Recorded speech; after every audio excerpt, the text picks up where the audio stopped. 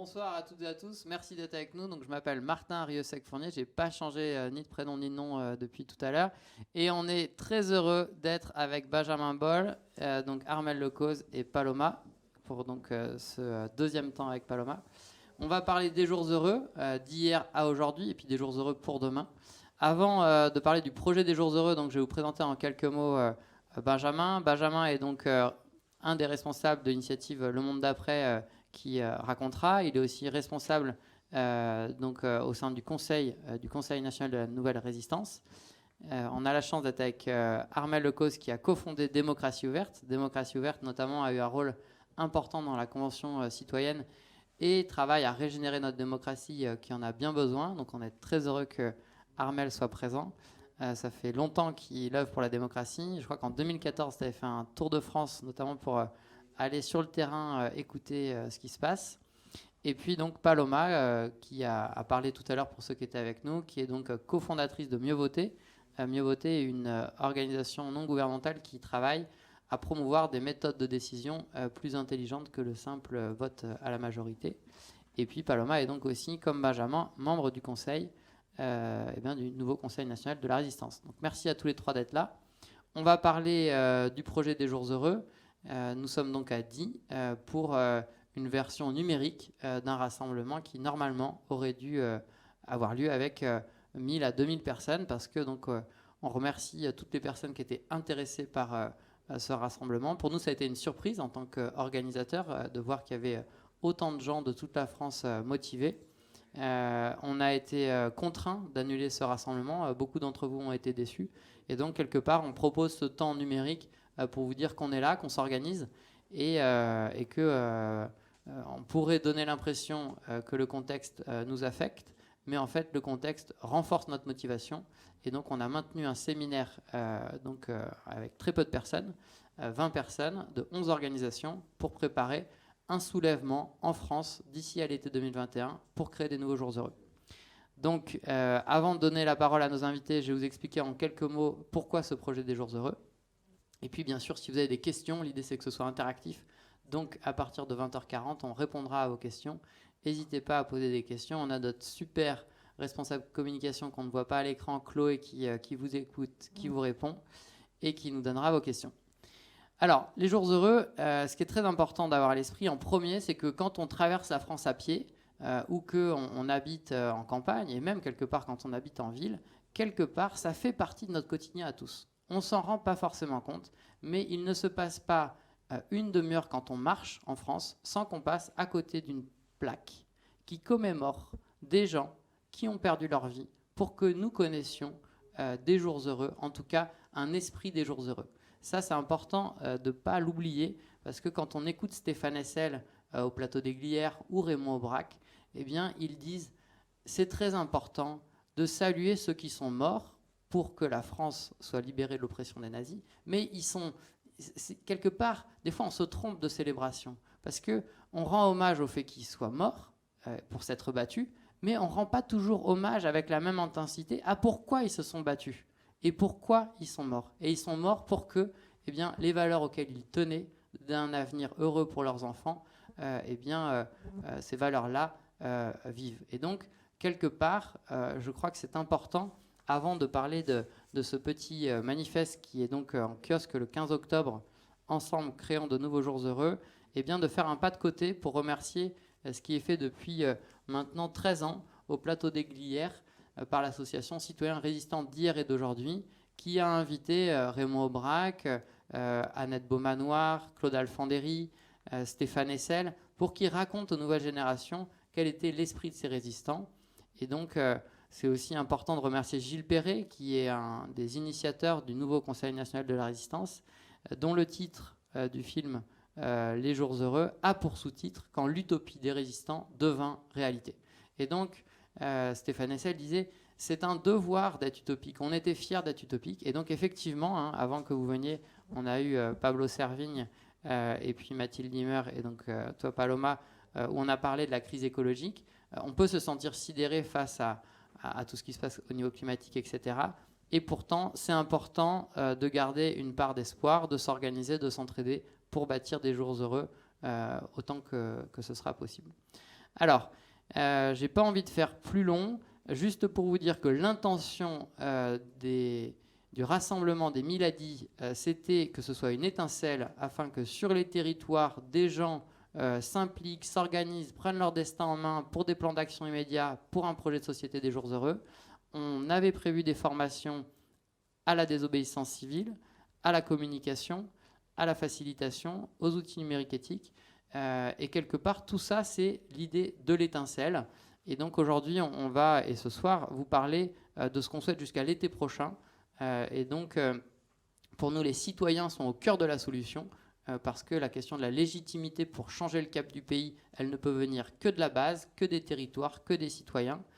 Et notre volonté, pour faire très court, c'est en partant des citoyens, eh bien, de les aider à ce qu'ils écrivent une feuille de route pour gouverner le pays, et que cette feuille de route, ce ne soit pas un objet avec lequel on se dit on a fait un beau texte. Non, l'idée, fondamentalement, c'est que on rentre en discussion avec des syndicats, avec des partis politiques, et que ce soit une feuille de route qui soit mise en œuvre. Alors, je vais donner la parole en premier à Paloma, parce qu'on est 3 hommes, 1 femme, donc on va essayer qu'elle parle beaucoup, parce que le CNR historique, dans ses limites, et il y en avait un certain nombre, eh bien, il y avait peu de place des femmes. Nous, on souhaite le plus possible valoriser les femmes. Donc Paloma, je vais essayer qu'elle parle plus que nous 3. Et Paloma, en fait, à titre personnel, pourquoi tu t'es impliquée dans cette proposition du nouveau CNR de créer une dynamique, un mouvement pour des nouveaux jours heureux? Pourquoi tu l'as fait? Pourquoi tu prends du temps sur ton temps libre? Pourquoi tu es là? Bonsoir, merci Martin pour la question. Je voulais faire un point de détail sur ce que tu avais dit, mais c'est pas grave, je le ferai après.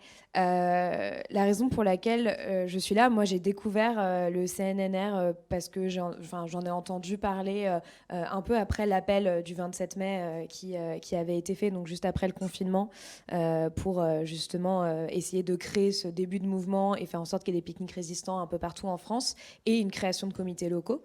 Et en fait, il y avait un séminaire fondateur ici à Die, fin juillet. Et je suis venue à l'origine en simple observatrice parce que intellectuellement ça m'intéressait. Et finalement, je suis jamais vraiment repartie. et j'ai été prise par cette énergie pour plusieurs raisons. Je pense que la première, c'est que l'héritage du Conseil national de la résistance me parle beaucoup, et je sais que c'est pas forcément le cas de ma génération ou des personnes plus jeunes que moi, et ça va être aussi un gros enjeu pour le CNNR parce que c'est une histoire qui a pas forcément été assez bien racontée, et parce que peu de gens savent ce que tu rappelais au début, c'est que la plupart de nos conquis sociaux, c'est-à-dire l'indépendance de la presse, le système de retraite par répartition, la sécurité sociale, pardon, tout ça, on l'a aujourd'hui, cet héritage social, on l'a grâce au Conseil national de la résistance. Et en fait, moi, c'est une question qui m'a beaucoup taraudée quand j'ai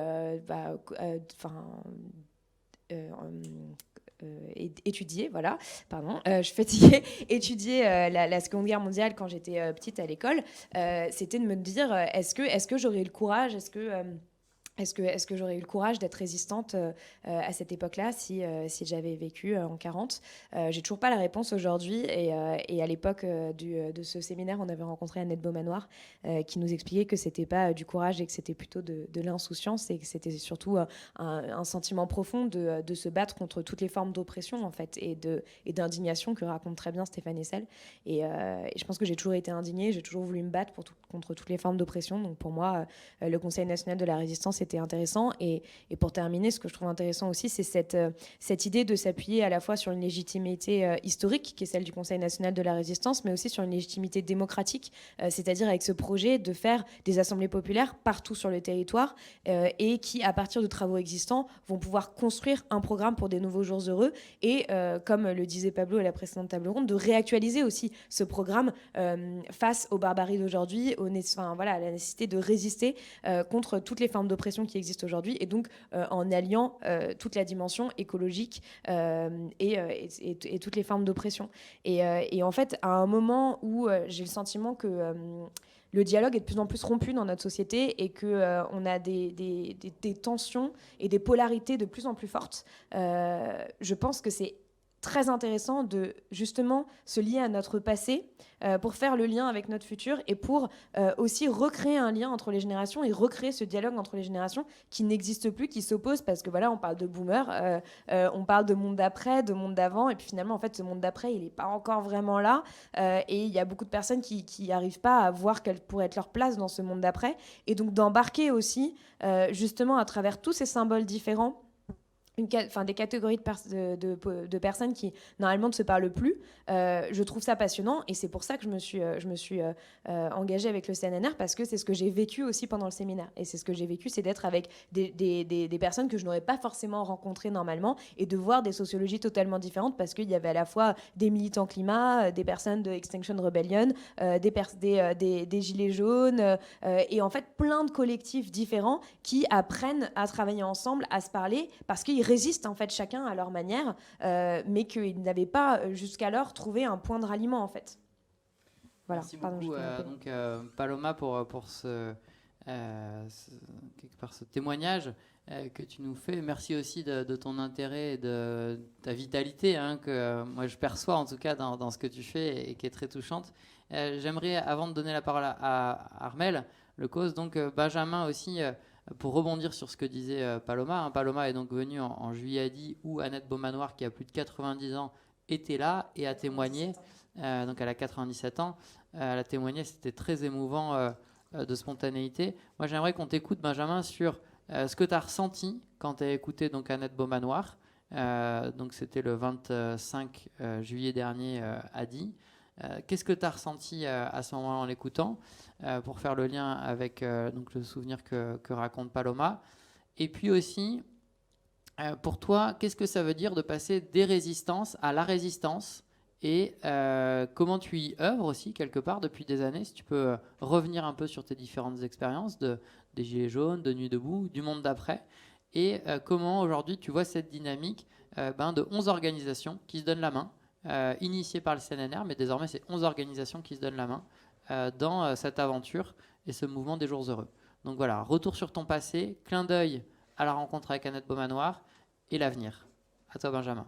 Bonsoir, merci pour l'invitation. Je suis très touché par les paroles des anciens en général. Quand j'étais petit, j'ai rencontré un résistant, un ancien résistant, grand-père d'un ami chez qui on allait jouer régulièrement. Et il nous a expliqué comment lui, à 16 ans, il est tombé dedans et qu'il a dû simplement, comme ça, c'était naturel, il a dû se mobiliser parce qu'il y avait pour lui rien d'autre à faire. Et c'est vrai que ça m'a beaucoup travaillé. À l'école, il y a beaucoup de programmes où on rencontre des résistants et on avait vu Lucie Aubrac qui était venue dans notre école. Et on a été très touchés aussi il y a quelques années par l'appel aux jeunes générations qui avait été fait notamment par Stéphane Hessel. Et quand moi j'ai vu Annette Beaumanoir, ça m'a bouleversé de cette évidence de la résistance. C'est-à-dire que résister n'est pas un acte extraordinaire, c'est un acte quotidien. C'est un acte juste normal pour les gens qui s'indignent et qui se lèvent contre les injustices. Et ça a beaucoup fait écho et je me suis dit, mais en fait, je crois que dans notre pays, si jamais on vivait quelque chose d'encore plus dur que ce qu'on vit aujourd'hui, de comparable à ce qu'a été l'occupation peut-être, je crois qu'il y a beaucoup de gens qui résisteraient. Et je crois qu'on serait surpris, des amis, des voisins, de la famille, des collègues. On serait surpris de voir autant de gens se lever. Et c'est pour ça qu'il y a un grand espoir dans ce qu'on fait avec le projet des Jours Heureux.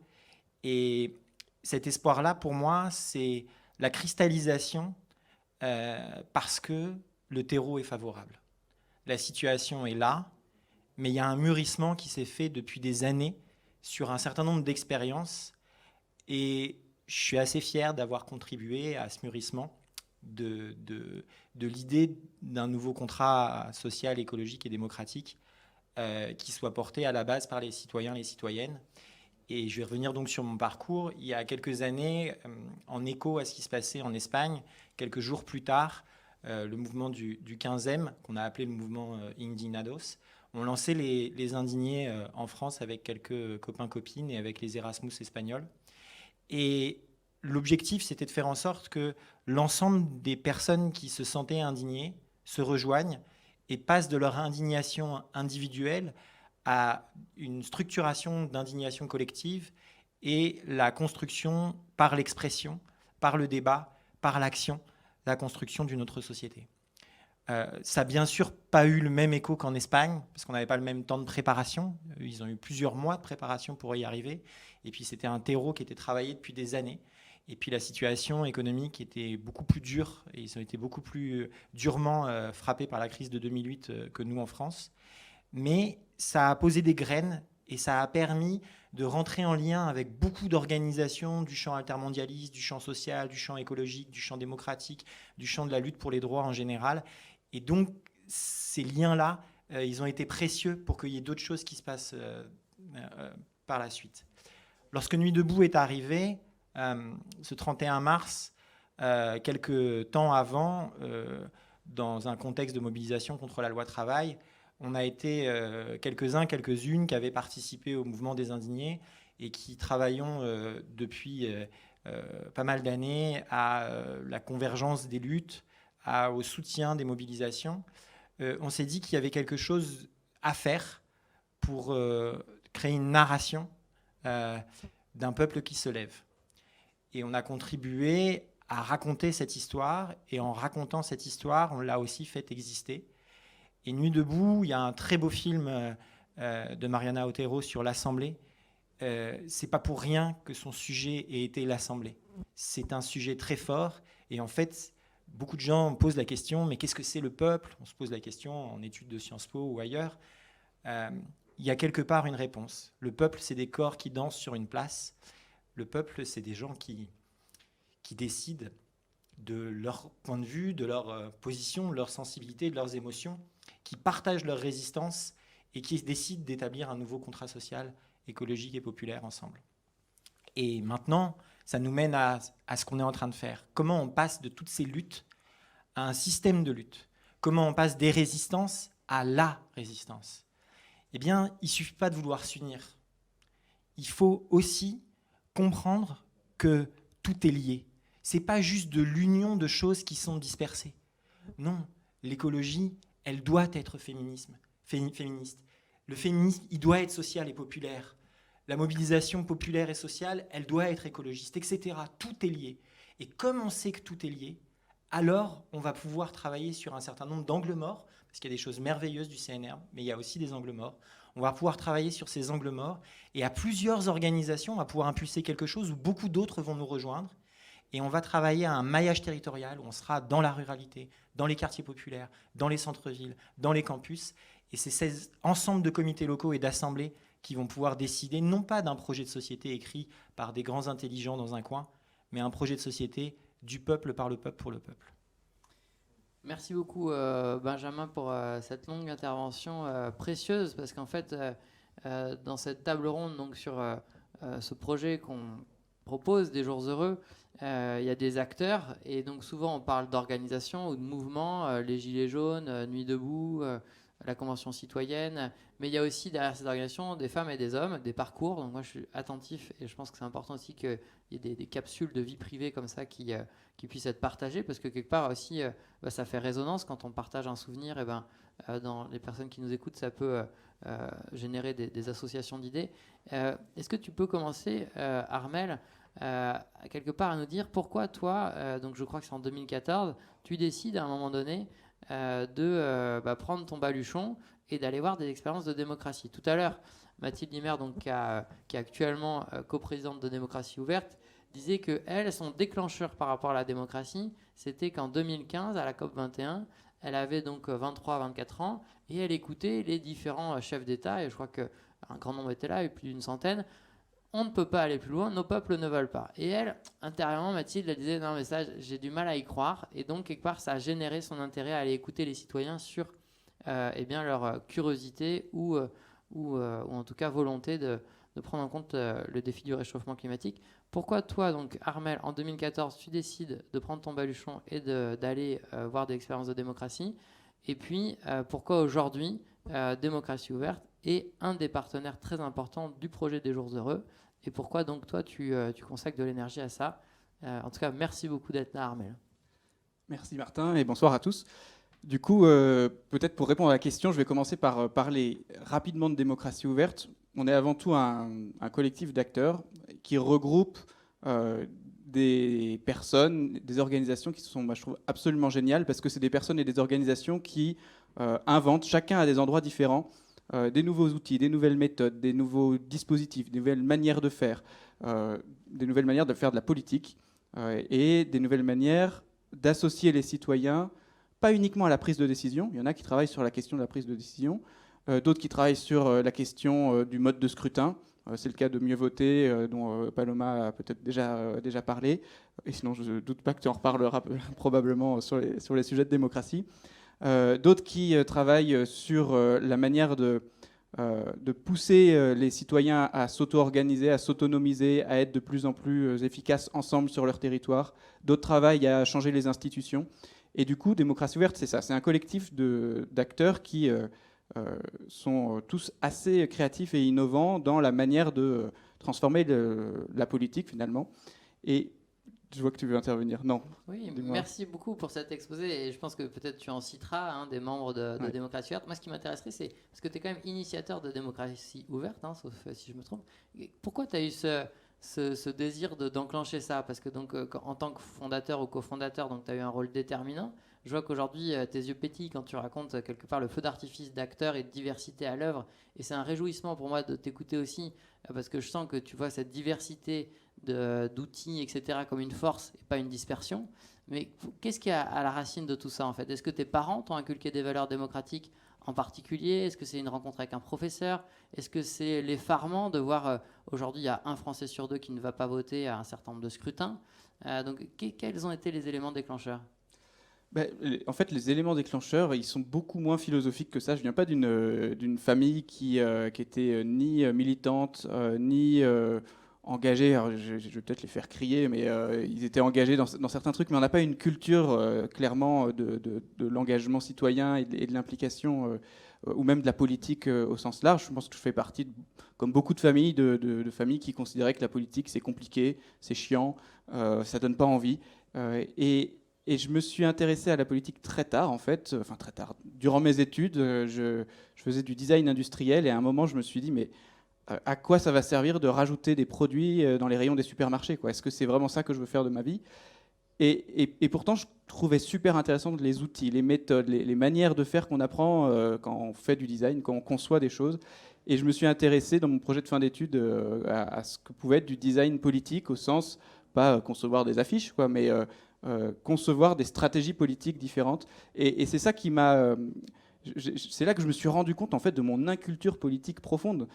Et j'avais le parcours du citoyen normal, quoi. C'est-à-dire que j'avais été à l'école. Concrètement, tu as été à faire une école d'ingénieur en design, c'est ça? De designer, ouais. D'accord, mais qui était appliqué plutôt à la production industrielle et pas aux questions démocratiques. Du design industriel, pas du tout sur les questions démocratiques. Et mes profs m'ont regardé comme un fou quand je leur ai dit que je voulais faire un projet de fin d'études sur la question de la politique. Et en fait, en creusant le sujet, parce qu'en faisant du design, au moment on va sur le terrain essayer de comprendre comment ça fonctionne, quoi. Et du coup, en creusant le sujet, je me suis aperçu que j'y connaissais rien en politique et que la plupart de ceux qui étaient à côté de moi et de ceux qui suivent des filières classiques, qui suivent un parcours classique de citoyens qui deviennent citoyens automatiquement à 18 ans sans l'avoir choisi, ils sont dans finalement une inculture forte de tout ce qui peut être proposé comme opportunité d'implication et d'engagement dans la société.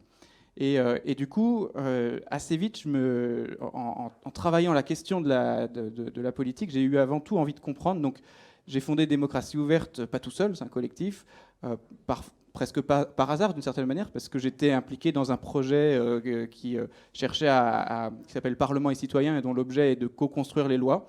et de voir comment les citoyens peuvent participer à la construction de la loi sur une plateforme participative. Et en étant impliqué dans ce projet, on s'est aperçu qu'il y avait pas mal d'autres acteurs qu'on n'appelait pas encore des innovateurs démocratiques. Aujourd'hui, on les appelle les innovateurs démocratiques, qui essayaient de transformer les choses avec des nouveaux outils, des nouvelles approches, des nouvelles méthodes.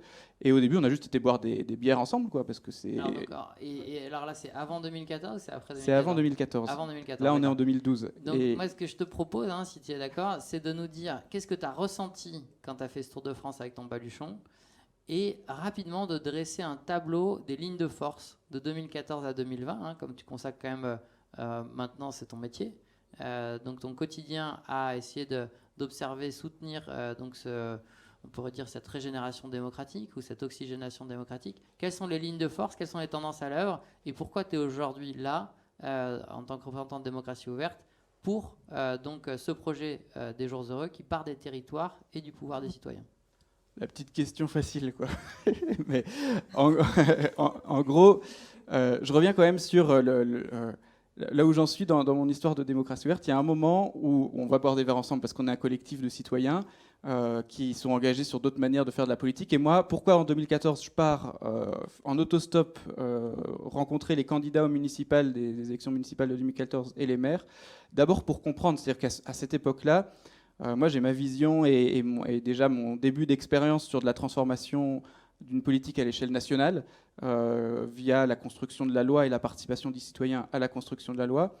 Mais je me rends bien compte que le national, c'est important parce qu'on a des leviers, il y a du systémique à cet endroit-là, mais que ce n'est pas du tout possible de penser le national sans penser le local et la manière dont on vient mobiliser des vrais gens sur un vrai territoire, sur des sujets qui les concernent directement et donc sur le local. Et je ne connaissais pas forcément la manière dont fonctionnaient les élections municipales.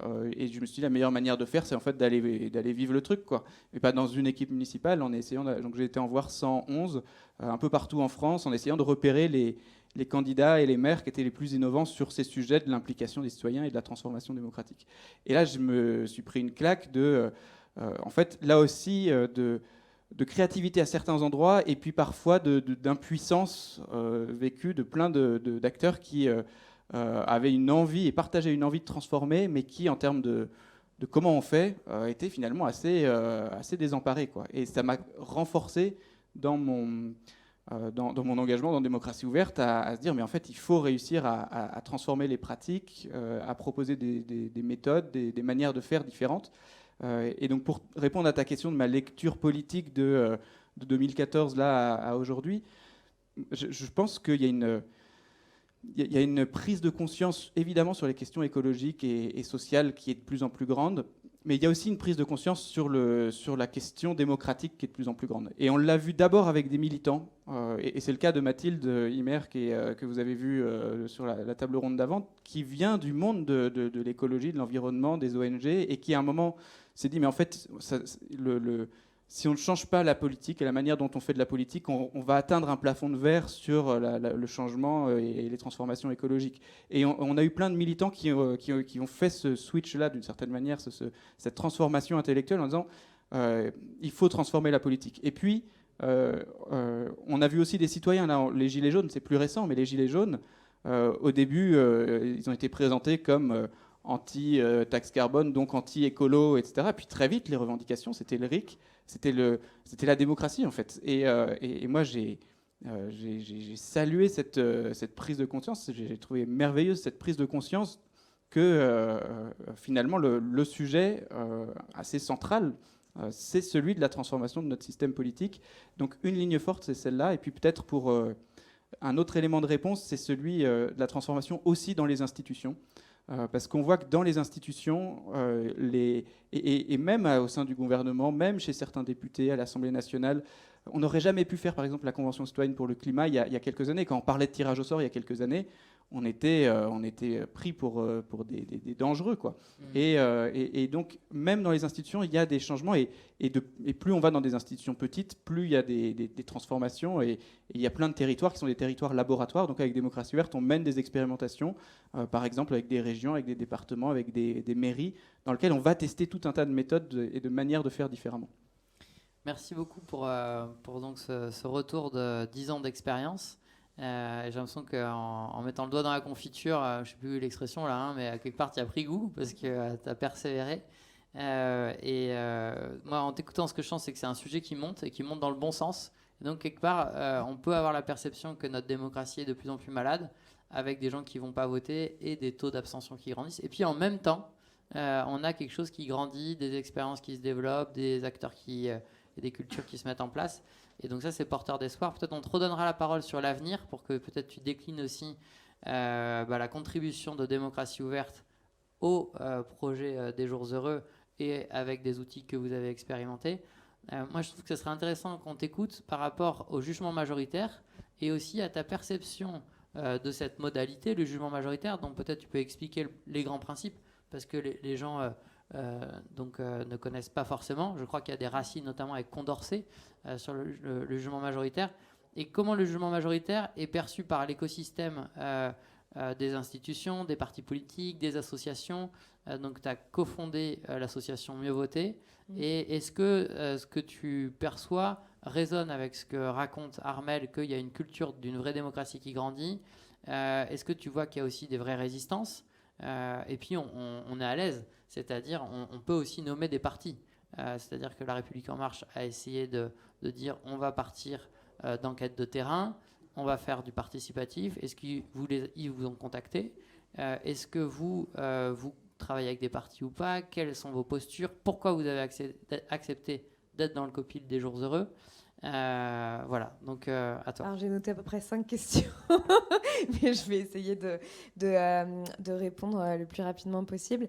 En fait, l'histoire du jugement majoritaire, c'est parce que moi j'ai commencé en fait dans mon journalisme à vouloir raconter un peu les signaux faibles de la société, et notamment en fait dès le début sur les questions démocratiques. Et ce qui est marrant, c'est que moi je venais plus, enfin en tout cas personnellement, j'étais plutôt militante sur les questions environnementales, mais j'ai eu à peu près les mêmes raisonnements que Mathilde, et ça m'intéressait de voir tous ces gens qui faisaient de la politique différemment au moment où on était en 2017, et en fait on avait à peu près que des candidats courus d'avance avec un débat d'idées pas très intéressant. Donc c'est à ce moment-là que j'ai commencé à aller voir ce qui se passait du côté Nuit debout, du côté de pas mal d'initiatives, que j'ai découvert Démocratie ouverte, qui à l'époque commençait un petit peu à grandir, mais n'avait pas du tout autant d'initiatives et de projets qu'aujourd'hui, alors que là c'est de plus en plus pléthorique et c'est génial.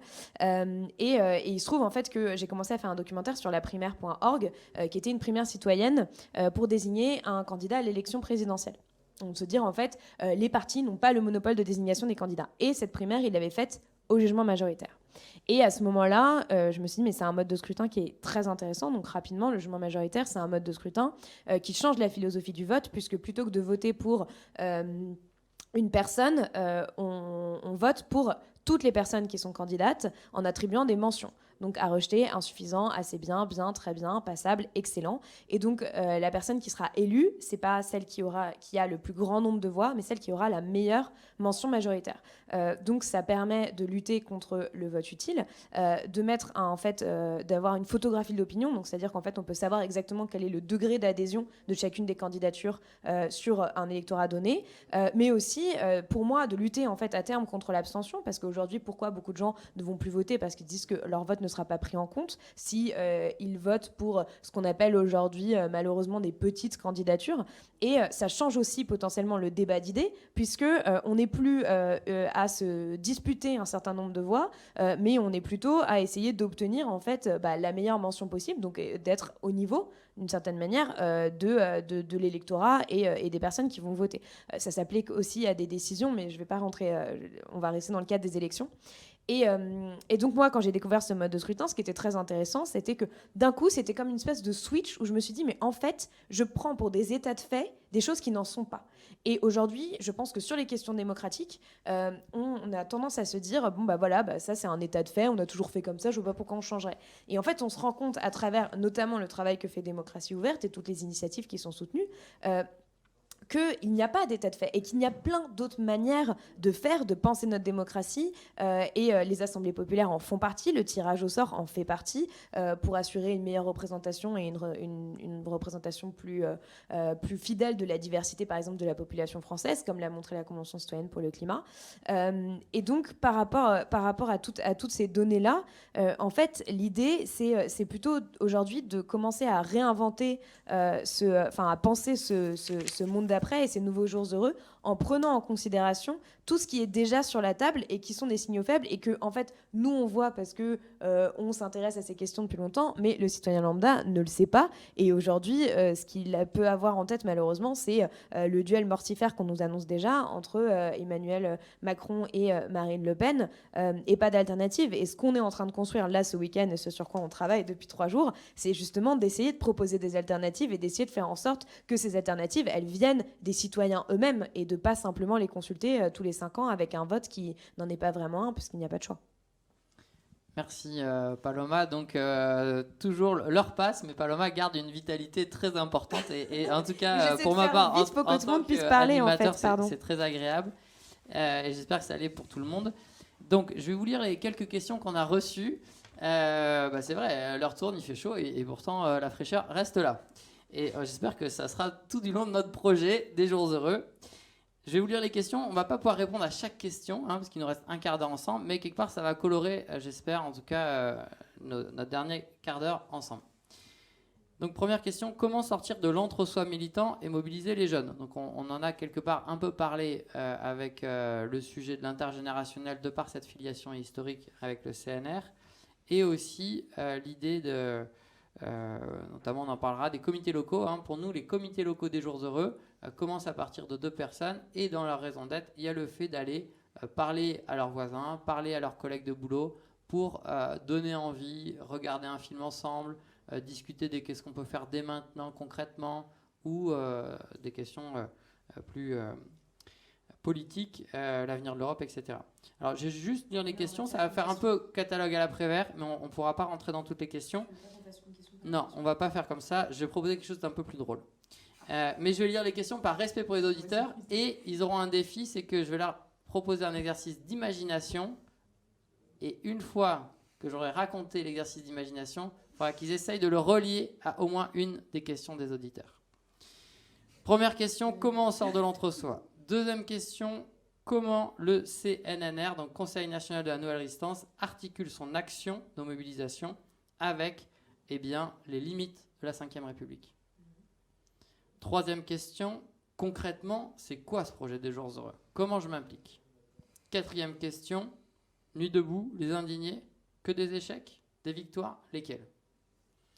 Et enfin, est-ce que les injustices sociales et environnementales sont telles qu'elles légitiment de la violence au niveau des actions qu'on met en œuvre ? Alors il nous reste 15 minutes et vous allez avoir chacun 5 minutes que vous pourrez prendre ou pas. Je vous propose, les gens qui nous regardent, je ne sais pas s'il y en a 300 000, 300 ou 3, mais en tout cas je vous propose tous que nous sommes au mois de mai.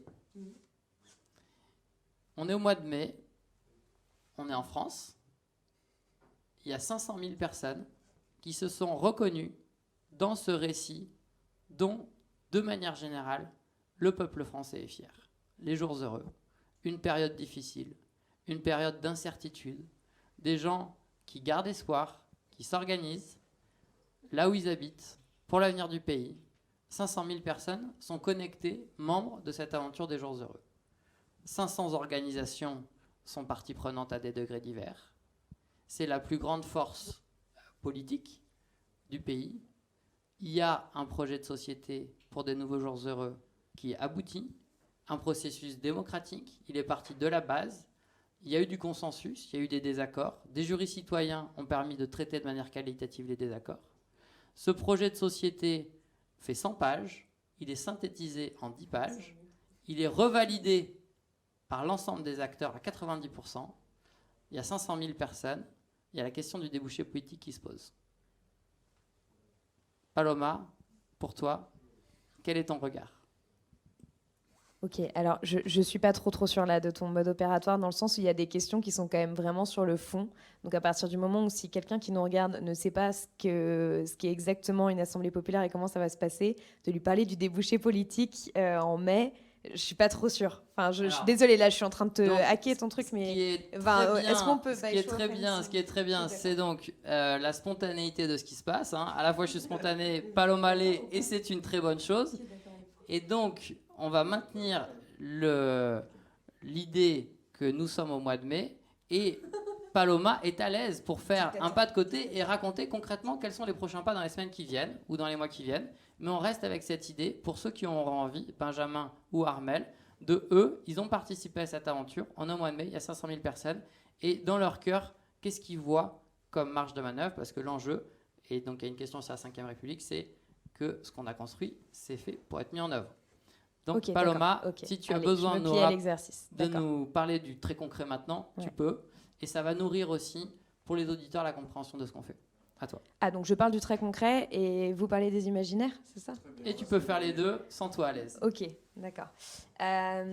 Alors, on va essayer de faire un mix. On est en mai 2021 et il y a eu des centaines d'assemblées populaires sur le territoire. Mais qu'est-ce que c'est une assemblée populaire, me direz-vous? Eh bien, une assemblée populaire, c'est en fait la réunion de plusieurs comités locaux. Donc partout en France, ces comités locaux, ils peuvent être créés à partir de 2 personnes, donc c'est pas très restrictif.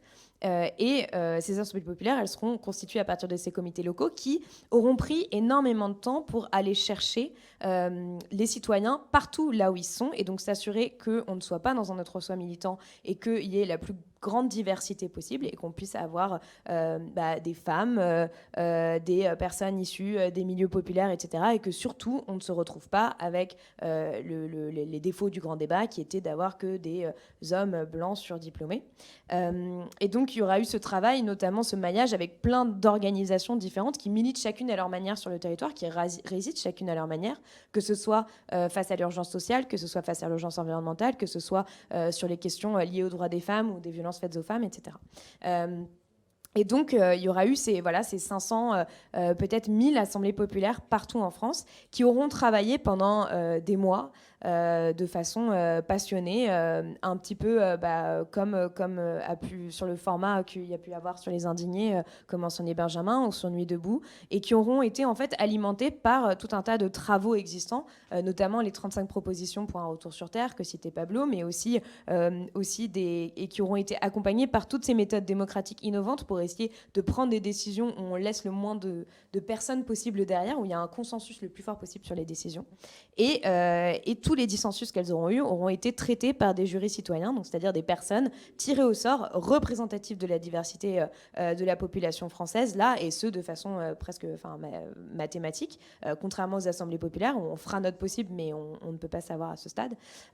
Et on aura eu donc ce projet des Jours heureux qui en fait sera sorti un peu partout dans la presse, aura été qui sera passé de main en main comme une sorte de petit manifeste, comme un petit livret qu'on garde avec soi. Alors bon, malheureusement dans les livrets on a plutôt les exemples du petit livre rouge ou du petit livre vert, donc là ce sera un livret de toutes les couleurs, j'espère, je ne sais pas, et la population en fait ce sera un peu approprier ce projet de plus en plus. Et ce qui aurait été intéressant, c'est qu'il y aura eu une sorte de convergence avec tous les autres mouvements qui aujourd'hui essaient de faire en sorte qu'il y ait une mobilisation qu'il y ait une mobilisation dans la société pour qu'on n'ait pas ce duel dont je parlais et qu'on ait vraiment une alternative pour 2022 qui nous permette de faire face à l'urgence sociale et l'urgence environnementale dans laquelle on est.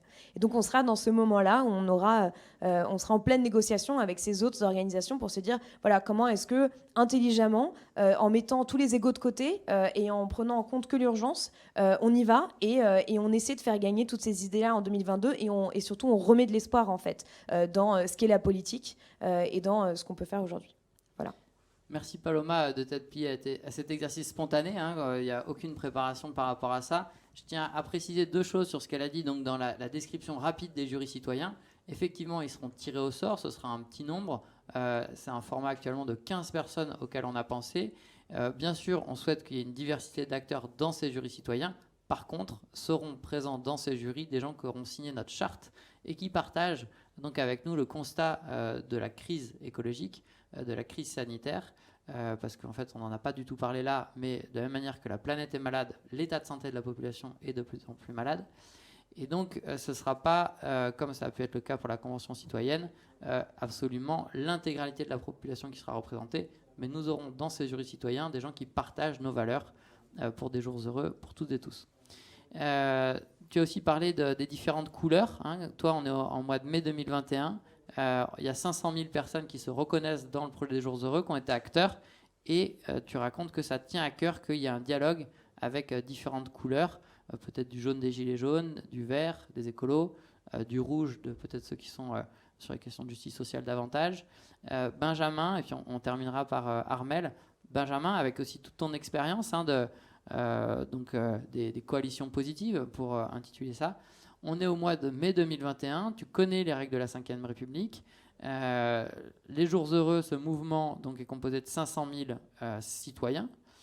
Tu connais les Europe Écologie Vert, par exemple, c'est 10 000 personnes inscrites. Hein. Donc on se retrouve avec 500 000 personnes. Concrètement, qu'est-ce qui se passe? Nous, à l'heure actuelle, dans le plan d'action, c'est les citoyens qui décident de la stratégie du débouché politique. Concrètement, comment on fait en sorte que la feuille de route qu'on a écrite collectivement, elle devienne la feuille de route du gouvernement en 2022 ou si l'histoire s'accélère plus tôt. Toi, comment tu vis ça? Comment tu regardes ça, Benjamin? On est au mois de mai 2021. En mai 2021, si on a une accumulation de forces de ce type, eh bien, tous les champs sont possibles. On peut choisir la voie institutionnelle, c'est-à-dire, pourquoi pas nous-mêmes présenter des candidats en disant les autres, ils ne veulent pas écouter, on y va. On peut choisir la pression sur les politiciens et politiciennes en place en leur disant vous vous présentez, vous revendiquez de l'alternative, déjà vous devez signer notre projet intégralement. Et en plus de ça, vous allez devoir vous mettre d'accord pour pas que vous soyez dispersés, parce que si vous êtes dispersés, il n'y a aucun moyen de gagner. Et on a la capacité d'avoir un rapport de force pouvant obliger les gens en place si c'est le choix qui est fait.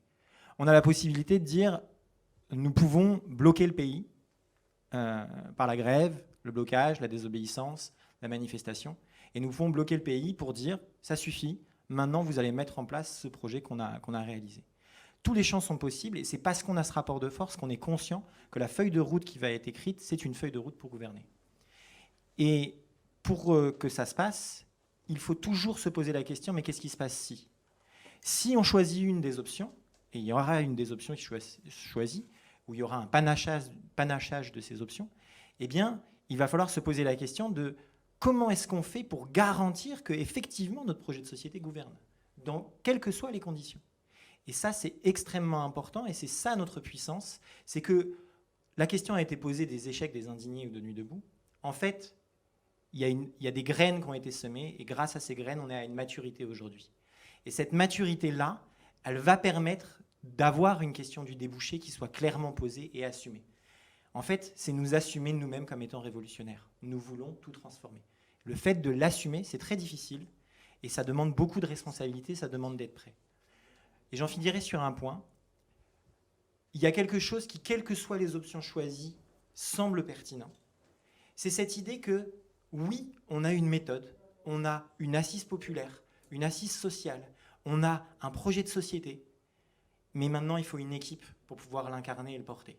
Et cette équipe, quelle que soit la situation, c'est celle, à mon avis, d'un gouvernement provisoire, alternatif, qu'on dise voilà les gens qu'on verrait, et on pourrait faire choisir ces gens au jugement majoritaire par l'ensemble des parties prenantes de notre projet.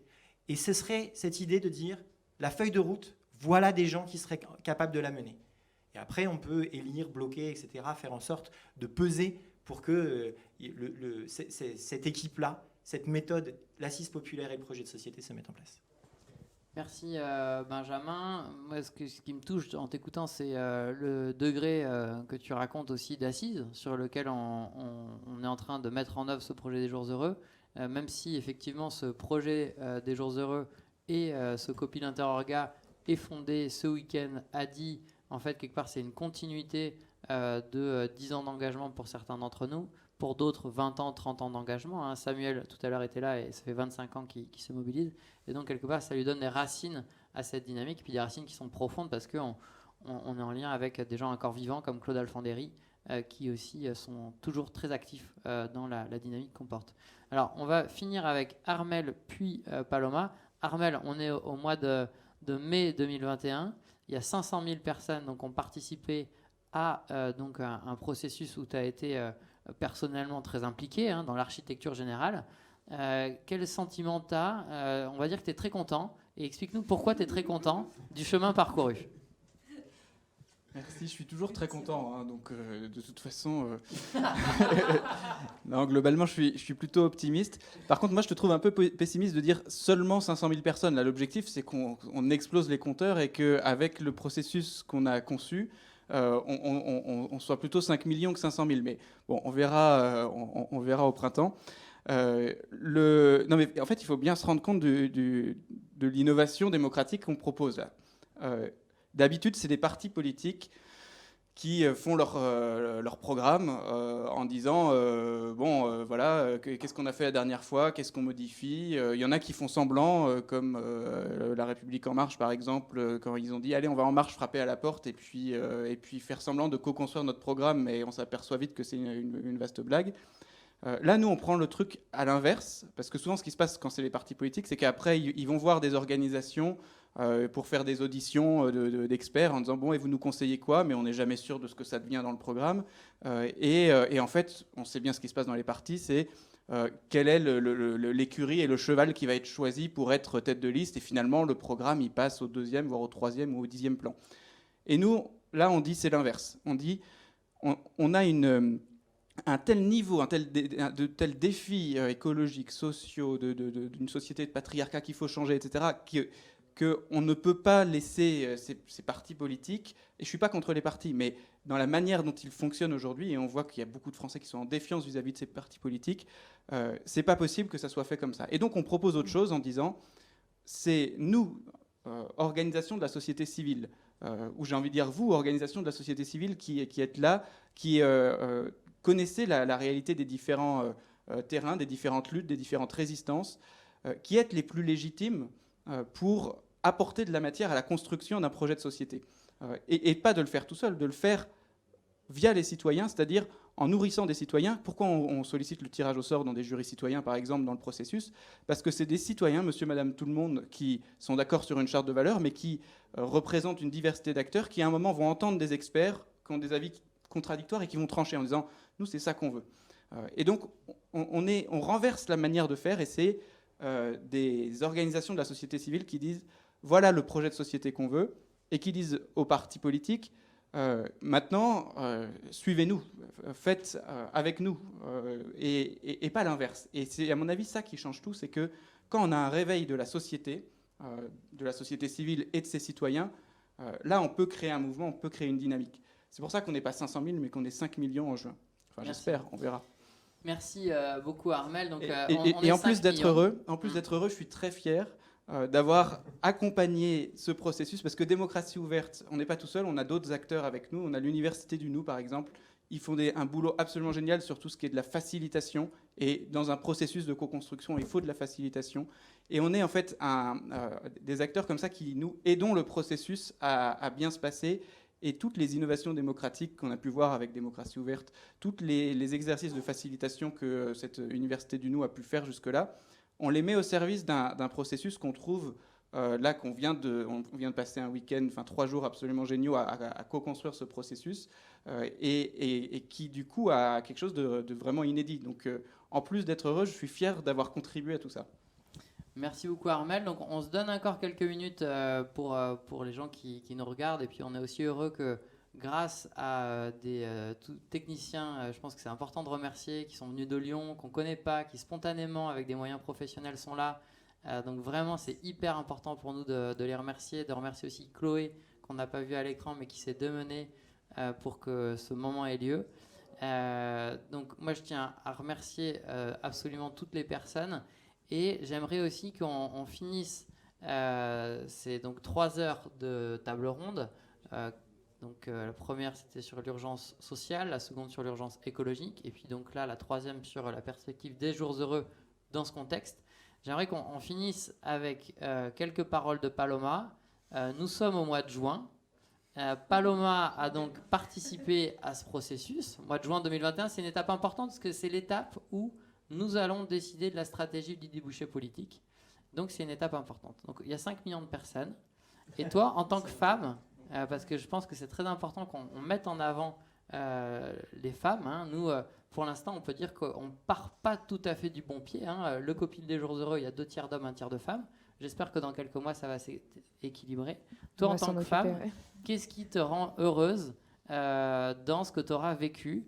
Et puis, tu peux élargir au-delà de la question de la place des femmes dans le processus à ce qui te rend heureux au mois de juin, mais aussi si tu peux nous dire quelques mots sur le sujet des femmes dans la place de ce processus.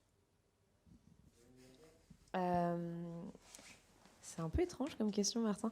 Très concrètement, moi je me retrouve dans une position de coordinateur et en fait, quand j'ai des organisations, là, on a dit donc soyez représentés les organisations par une femme, un homme, et puis finalement il y a les 2 tiers des organisations qui me disent on n'a que des hommes.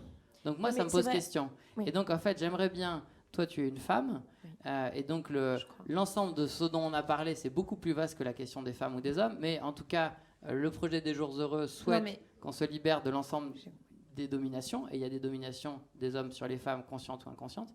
Et donc moi ça me plaît que nous on soit dans quelque chose qui soit vertueux sur ce sujet-là et qu'on ne maintienne pas des minorités. Et donc j'aimerais, mais sans être pesant ou quoi, hein, mais juste en gros c'est aussi une aide, quoi. C'est comment on a réussi à s'améliorer nous en interne. Voilà. D'accord.